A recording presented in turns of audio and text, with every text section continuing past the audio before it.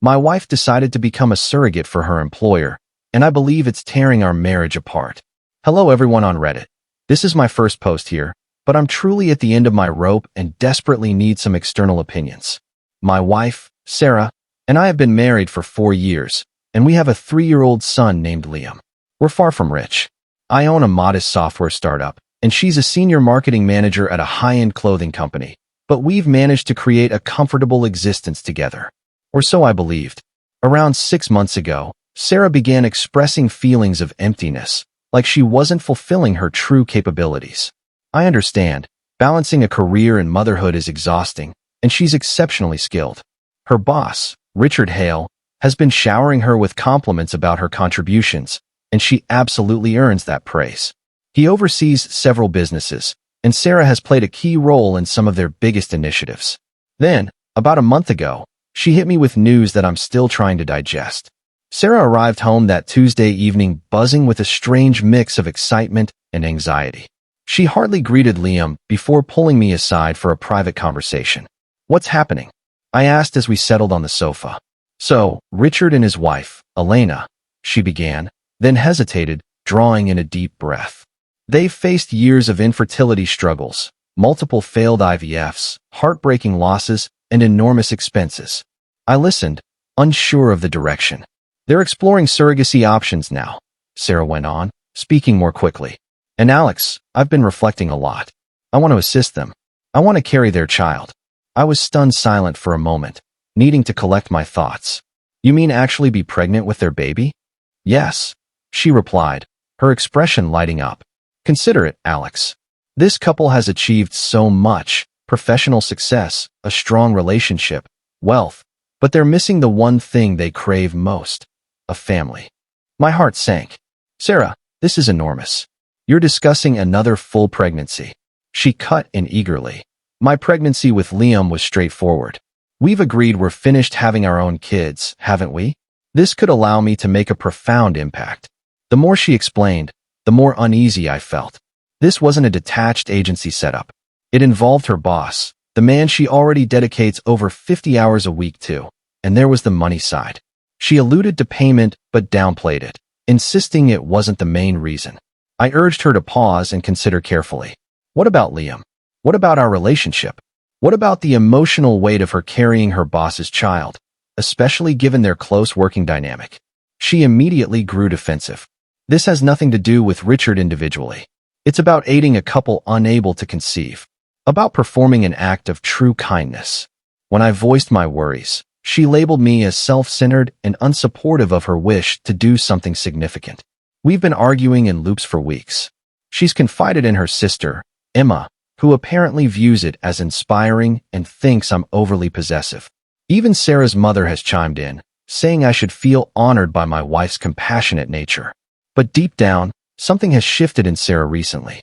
She mentions Richard nonstop, his ambition, his accomplishments, how he recognizes her talents in ways others miss. She's been staying late at the office, taking on tasks she previously avoided. A week ago, I noticed her browsing high-end property listings just out of curiosity, something entirely new for her. When I raised concerns about blurred professional lines, she called me irrational and questioned my faith in her. But it's not distrust. It's the reality that bearing a child forms an intimate connection, particularly with someone she already admires so deeply. The most painful part: Sarah has already discussed this in depth with Richard. They've held numerous one-on-one talks about procedures, schedules, and contracts. Meanwhile, I feel sidelined in a choice that impacts our whole family. She stopped seeking my approval. Yesterday, she informed me she'd booked the initial medical screening. When I asked if this was proceeding regardless of my feelings, she replied, "I truly hope you'll support me eventually, but I can't let this chance to help others and evolve personally slip away." Am I unreasonable for believing this could ruin our marriage? I've been convinced this isn't something a spouse should simply accept, yet I'm starting to question myself when everyone else disagrees. Am I missing a bigger picture? I adore Sarah, but it feels like she's drifting toward this idea of rescuing her boss. Any guidance would mean the world. I'm struggling immensely here. Edit. Many commenters are inquiring about compensation. Sarah referenced around $60,000 plus full coverage of costs, which would certainly ease our finances, but she stresses it's secondary. The figure appears typical for surrogacy, yet the dynamic changes drastically when it involves her direct superior. For clarity, Elena is reportedly enthusiastic about Sarah as surrogate. Sarah has met her several times, though I wasn't invited. Thank you for the overwhelming feedback. It's reassuring me that my discomfort isn't unfounded. Some have recommended couples therapy. I proposed it, but Sarah dismissed the idea, saying no counselor is needed to validate her altruistic act. Update 1. 6 weeks have passed since my initial post, and I'm barely holding together. Sarah proceeded with it. She's now carrying Richard's child. Everything accelerated beyond comprehension. After posting, I attempted one final heartfelt discussion, suggesting we delay and perhaps attend marriage counseling to explore all ramifications. Her reply: she'd already promised Richard and Elena, and withdrawing now would be heartless and inappropriate. Inappropriate? She actually said that. The embryo implantation occurred 3 weeks ago. She notified me the evening prior, not consulting, merely updating. When I offered to accompany her, she explained Richard and Elena would attend, and additional people might feel crowded. I wasn't present when my own wife became pregnant with another man's child. The hardest aspect is witnessing her joy. She's radiant in a manner I haven't observed since our early days together. She exchanges frequent messages with Richard regarding symptoms, checkups, and milestones. She's maintaining a pregnancy diary shared with him and Elena. Last week, I accidentally saw a picture on her device. The three of them at an ultrasound visit, Sarah centered, Richard and Elena placing hands on her abdomen. I wasn't included there either, and truthfully, I no longer wish to be. This entire scenario feels bizarre. Sarah's sister Emma has been staying over often to support her through this process. She repeatedly remarks how inspiring Sarah is for pursuing her passion and achieving something profound. When I noted the strain on our marriage, Emma accused me of centering myself during Sarah's special experience. Sarah's mother now phones daily, organizing a celebration event for Richard and Elena, with Sarah as the focal point. When I highlighted the oddity, Sarah called me small-minded, insisting the child merits celebration. Liam understands mommy has a baby growing inside, explained as assisting another family. When he inquired if it would be his sibling, Sarah clarified no, it belongs to Richard and Elena. He's puzzled, and I'm uncertain how to navigate this with him. The money details have emerged more clearly, adding layers. The $60,000 is dispersed in phases, bulk upon birth.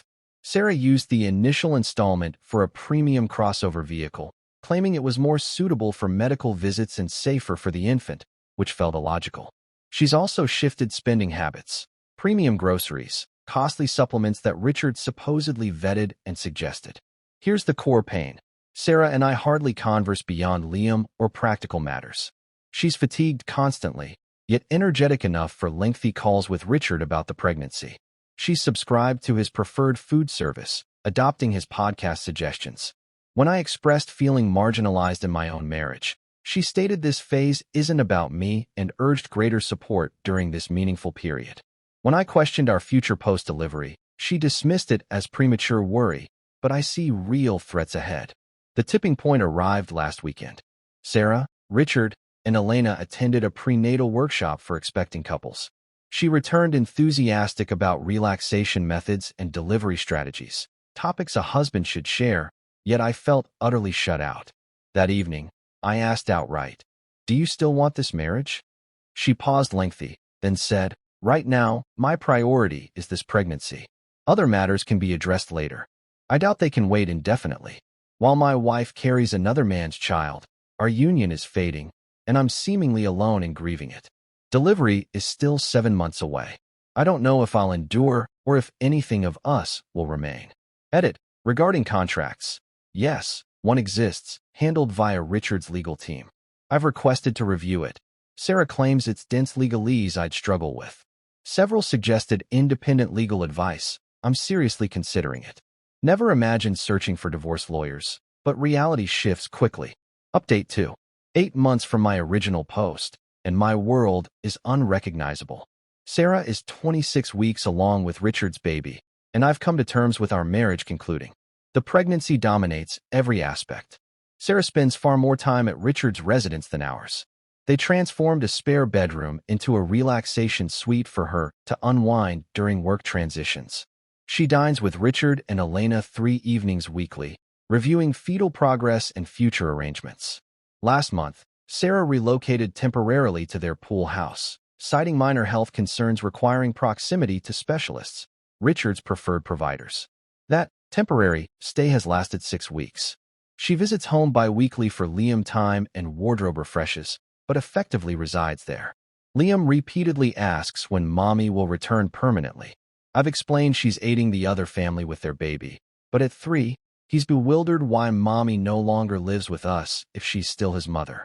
Our doctor recommended child-focused family sessions.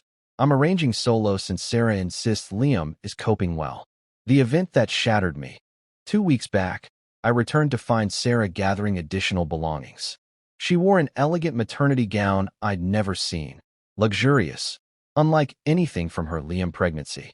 When I remarked positively, she noted Richard selected it for upcoming portrait sessions. Portrait sessions? Turns out they'd scheduled professional maternity photography that day. Richard, Elena, and Sarah commemorating their impending arrival. She displayed the images casually. In each, Sarah shone brightly, Richard and Elena caressing her bump. They resembled an expectant trio welcoming their first. My reaction was visceral. It's beyond the baby or constant Richard mentions. Sarah has transformed. New style, new demeanor. The woman I married feels like a stranger. 2 weeks ago, I met with divorce attorney Ms. Patel. She outlined surrogacy divorce intricacies, especially with compensation involved. Positives: Liam's parentage is undisputed, custody unaffected by infidelity proof. Challenges: ongoing contract complications. What solidified my resolve? Last weekend, Sarah took Liam to Richard's for a casual gathering. Upon return, Liam chattered about the swimming pool, pets, expansive yard. He asked why our home lacks such luxuries. Hearing my toddler compare and prefer another man's lifestyle devastated me. Sarah wasn't merely ending our marriage. She was subtly positioning Richard as superior provider, diminishing me in our son's eyes. That night, I confronted her. Will you return home after birth? Long silence, then, I'm not sure. This journey has revealed what's achievable surrounded by those who truly appreciate my contributions. She essentially admitted feeling undervalued in our 4 years together. When pressed on implications for us and Liam, she suggested this pause allows mutual self-discovery. I reached my limit. Next morning, I replaced the locks and boxed her remaining items. When she arrived for more clothes, I blocked entry. You can't come in, and no Liam visits until legally resolved. Her shock was immediate. Alex, you can't deny me my son.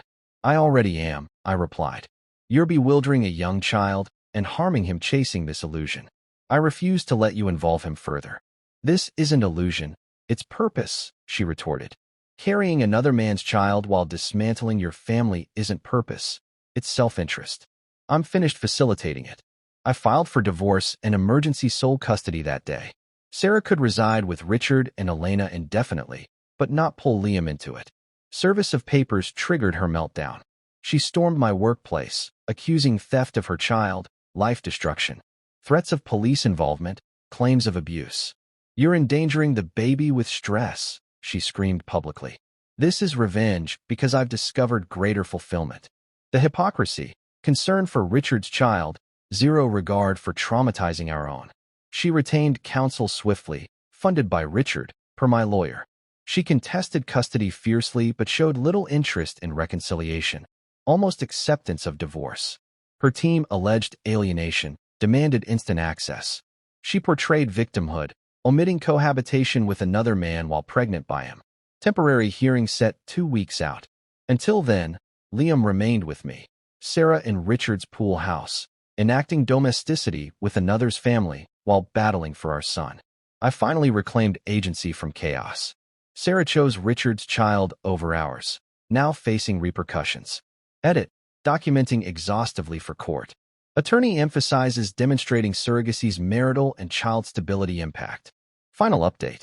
For months post-delivery, everything transformed. Sarah gave birth to Richard and Elena's daughter in November, a healthy girl named Victoria. Delivery was smooth. Richard and Elena were present throughout.